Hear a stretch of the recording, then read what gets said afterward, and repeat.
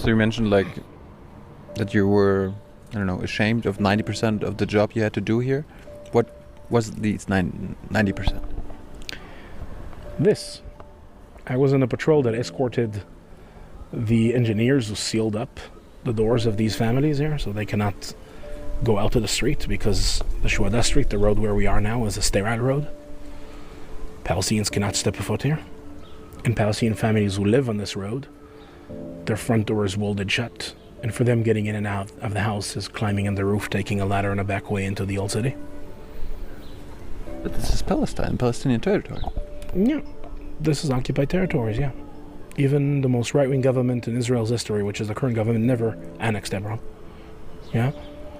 Under military rule, from 1967 to today, more than my lifetime, Palestinians who live here have no say in the law they live under, no say in their future. It's Israel deciding for them, and not for their sake, but for the sake of Israel. You know, and I can think of thousands of other examples, yeah? But this is just one of them, of what I've done here. What were are there like worse moments than others? There isn't one thing, yeah? There is basically 2 years of service here. Yeah, 2 years. I'll give you a story. Right in the corner here, in front of the roundabout.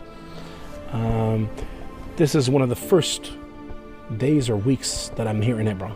I'm standing in the post with my commander, and it was it's a morning shift or an afternoon shift, but during the day, the settlers had the protest tent here. And 2 young Palestinian men are coming out of the market with a lot of fruits and vegetables they bought. And settlers were in the middle of the afternoon prayer, mincha. And the second they saw the Palestinians, they left God and basically started running towards the Palestinians and beating them up and yelling, "He has a knife, he has a knife." My commander and me, you know, if the settlers say he has a knife, right away, you know, we run towards these Palestinians. We basically smash them into a wall. There used to be a small structure near the square.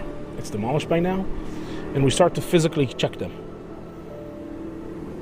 Settlers continue to beat them up as we do it. It doesn't take more than like 40, 50 seconds. I look at my commander, he looks at me, we understand there is nothing. This was saying that they have a knife was just a way of the settlers to get us engaged. So we put the Palestinians on the ground, turn our back to them, face the settlers, and ask them nicely to stop beating them up. Because our orders are we cannot intervene. Our job here is to protect the settlers. If we see settlers attacking Palestinians, not our job. We cannot enforce the law on them. That's the job of the Israeli police. And my commander goes on the radio and calls our headquarters, asks them to call the police. The police is responsible for protecting the Palestinians? The police is responsible officially, formally, on enforcing law on settlers. And part of it includes, stopping them if they attack Palestinians. But the police doesn't do their job. Settlers continued beating them up for a few minutes, then they went into a car and drove away.